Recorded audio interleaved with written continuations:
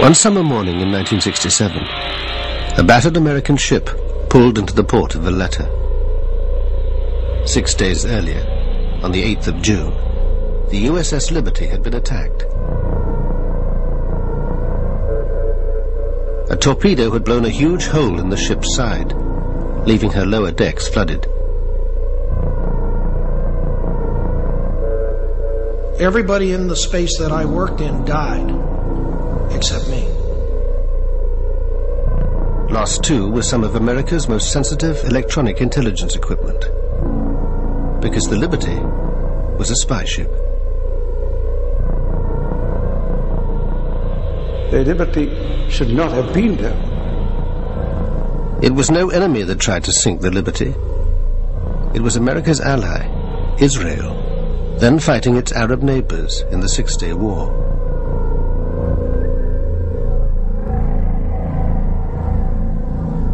The survivors have always said the attack was no accident.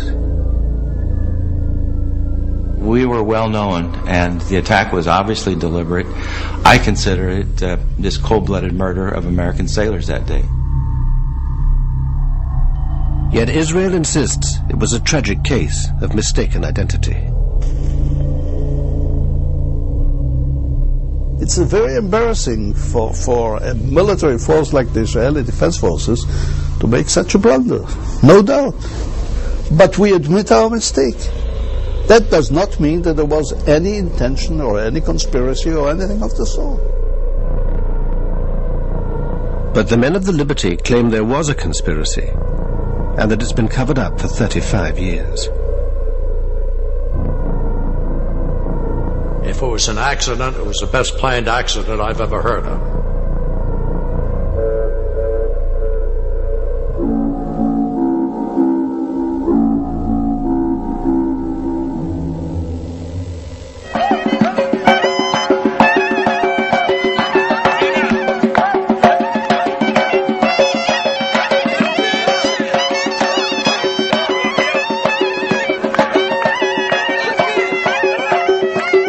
If Jews today can gather at their holiest site, the Wailing Wall, it's because the Six-Day War brought them control of Jerusalem's old city.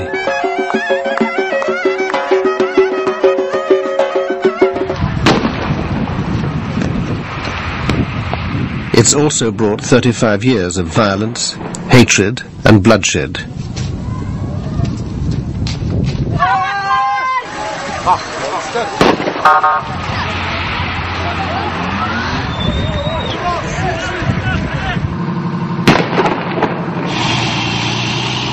Since 1967, Israel has become the dominant power in the Middle East, thanks to its alliance with the US. It was a turning point in our relationship with Israel. Up until that point, we had avoided being a major arms supplier to Israel.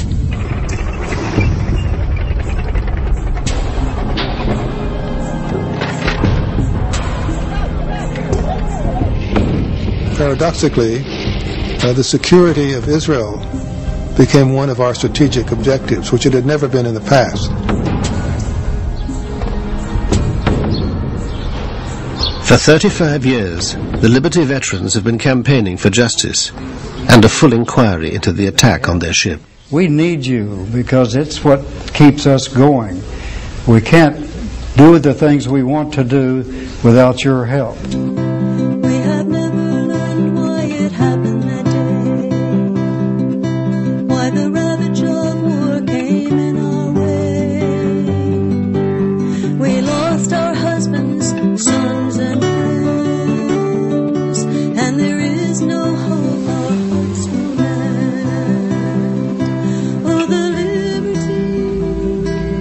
For many young men in mid-60s America, joining the Navy was a good alternative to Army service.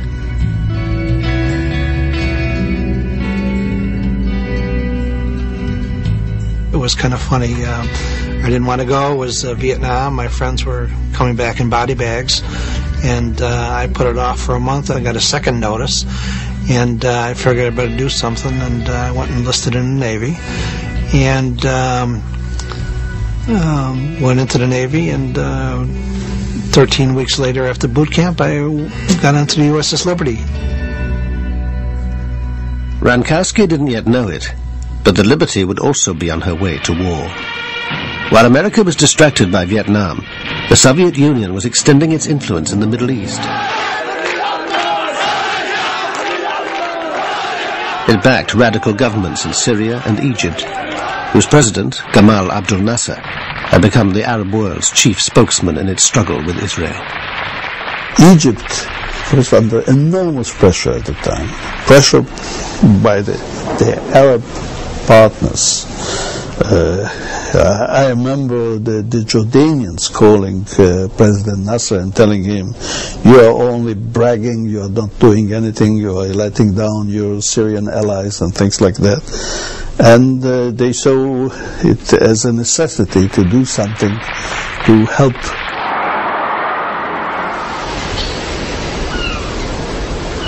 Meanwhile, the USS Liberty had crossed the Atlantic and put in at the West African port of Abidjan. Some of the sailors were on leave and busy with their home movie cameras.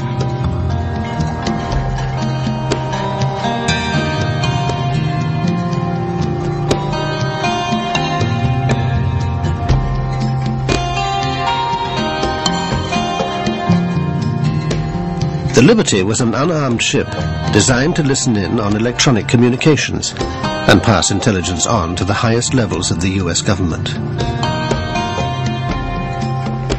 There was no other ship like her.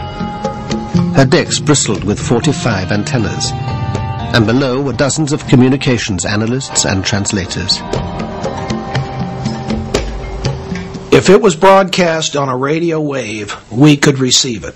At any frequency, low frequency, high frequency, medium frequency, very low frequency.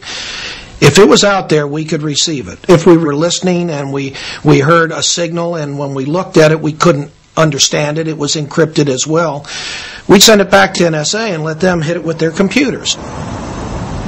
NSA, the National Security Agency, is America's top-secret organization for handling electronic intelligence. From its headquarters outside Washington, it controlled the Liberty as she cruised slowly along the west coast of Africa. In May '67, Nasser moved thousands of Egyptian troops into the previously demilitarized Sinai Peninsula. Israel and Egypt now confronted each other head-on, though the saber-rattling didn't mean war was inevitable.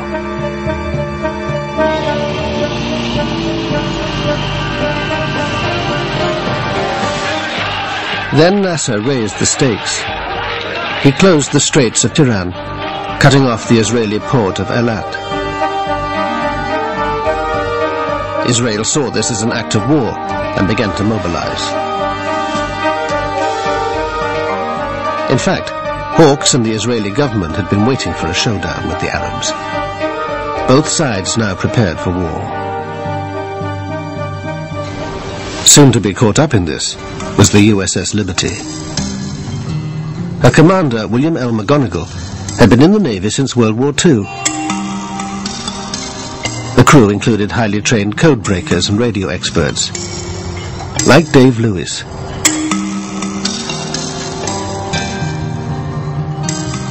I was the research officer on the research ship. The commanding officer drove the ship. The executive officer was his assistant, and I was in charge of the 195 security group personnel. We were sent around the world wherever there might be a hot spot to see if we could determine what was going on and if the United States desired any intervention of any sort.